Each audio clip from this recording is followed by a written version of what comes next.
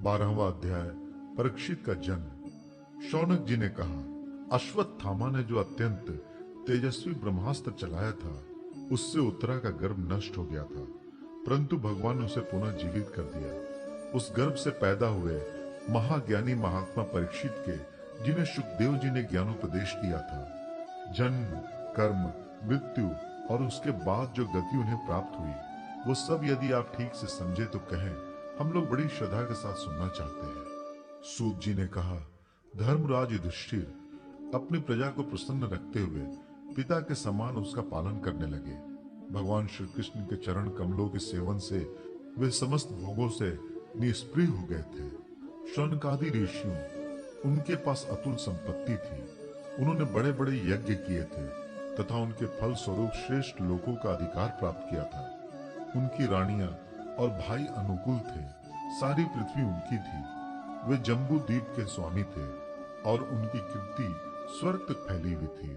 उनके पास भोग की ऐसी सामग्री थी जिसके लिए देवता लोग भी लालायित रहते हैं, परंतु जैसे भूखे मनुष्य को भोजन के अतिरिक्त दूसरे पदार्थ नहीं सुहाते, वैसी उन्हें भगवान के सिवा दूसरी कोई वस्तु सुख नहीं देती थी। शौनक जी, उत्तरा के गर्भ में स्थित वो वीर शिशु परीक्षित जब अश्वत्थामा के ब्रह्मास्त्र तेज से जलने लगा, तब उसने देखा कि उसकी आंखों के सामने एक ज्योतिमय पुरुष है।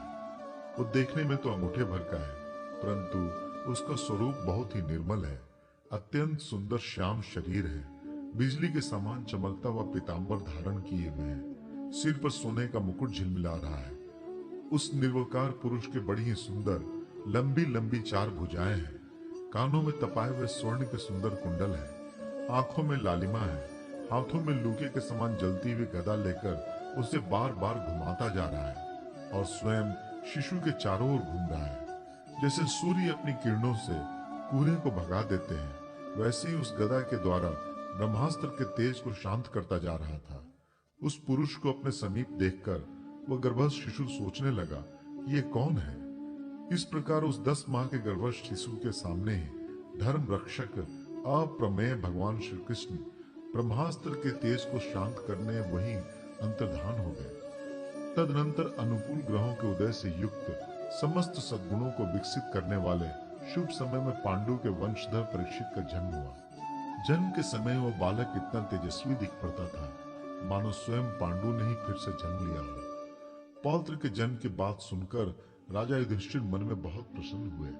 उन्होंने धौम्य, कृपाचार्य आदि ब्राह्मणों से मंगल वाचन और जात कर्म संस्कार करवाए। महाराज युधिष्ठिर दान के योग्य समय को जानते थे।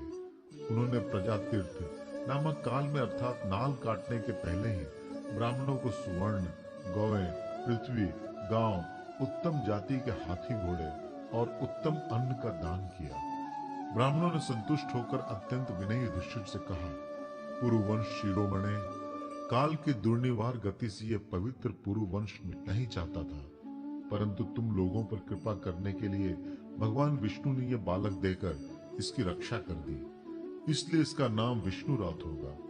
निसंदेह यह बालक संसार में बड़ा यशस्वी, भगवान का परम भक्त और महापुरुष होगा।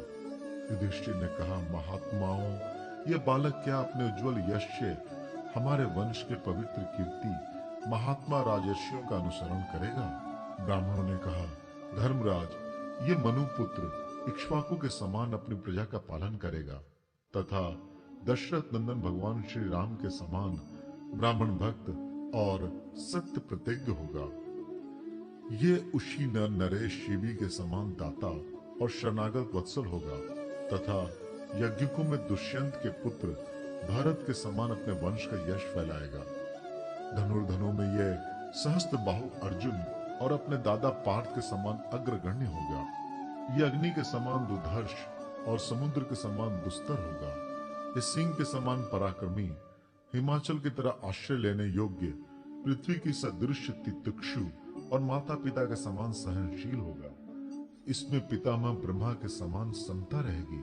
भगवान शंकर की तरह ये कृपालु होगा और संपूर्ण प्राणियों को आश्रय देने में ये लक्ष्मीपति भगवान विष्णु के समान होगा।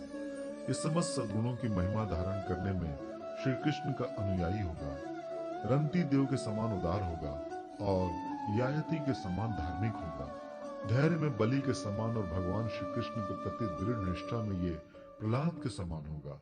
यह बहुत से अश्वमेघ यज्ञों का करने वाला और वृद्धों का सेवक होगा। इसके पुत्र राजर्षि होंगे। मर्यादा का उल्लंघन करने वालों को यह दंड देगा। ये पृथ्वी माता और धर्म की रक्षा के लिए कलयुग का भी दमन करेगा। ब्राह्मण कुमार के शाप से तक्षक के द्वारा अपनी मृत्यु सुनकर ये सब की आसक्ति छोड़ देगा और भगवान के चरणों की शरण लेगा। राजन, व्यास नंदन सुखदेव जी से यह आत्मा के यथार्थ स्वरूप का ज्ञान प्राप्त करेगा और अंत में गंगा तट पर अपने शरीर को त्याग कर निश्चयी अभय पद प्राप्त करेगा। ज्योतिष शास्त्र के विशेषज्ञ ब्राह्मण राजा युधिष्ठिर को इस प्रकार बालक के जन्म लग्न का फल बतलाकर और भेंट पूजा लेकर वे अपने अपने घर चले गए।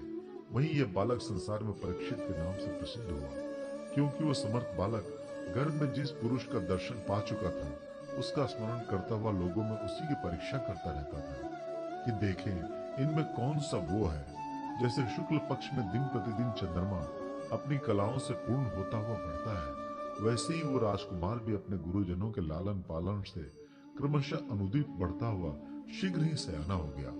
इसी समय स्वजनों के वध का प्रायश्चित करने के लिए राजा युधिष्ठिर ने अश्वमेघ यज्ञ के द्वारा भगवान की आराधना करने का विचार किया, परंतु प्रजा से वसूल किए हुए कर और दंड, जुर्माने की रकम के अतिरिक्त और धन न होने के कारण वे बड़ी चिंता में पड़ गए। उनका अभिप्राय समझकर भगवान श्री कृष्ण की प्रेरणा से उनके भाई उत्तर दिशा में राजा मरुत और ब्राह्मणों द्वारा छोड़ा हुआ बहुत सा धन ले आए।